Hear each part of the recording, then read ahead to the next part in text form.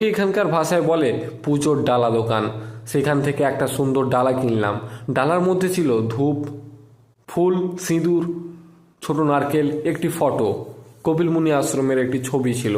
ডালা কেনার মুহূর্তটাও ভিডিও করেছি।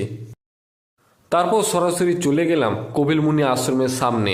ব্যাকগ্রাউন্ডে পুরো আশ্রম রেখে আমি নিজের কয়েকটা ভিডিও ক্লিপ শ্যুট করলাম। এটা গঙ্গাসাগরের সবচেয়ে গুরুত্বপূর্ণ জায়গাগুলোর মধ্যে একটি।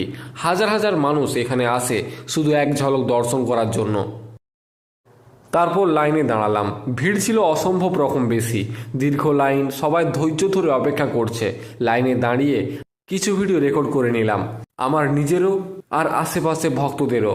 ধীরে ধীরে এগোতে এগোতে অবশেষে ঢুকে পড়লাম কপিলমুনি আশ্রমের ভেতরে। ভেতরে ঢুকে পরিবেশটা যেন আরও শান্ত, আরও পবিত্র। আলো, ধূপের গন্ধ আর ভক্তদের ভজন, এগুলো মিলেই একটা অন্যরকম অনুভূতি সৃষ্টি করেছে। আমি ভেতরে কিছু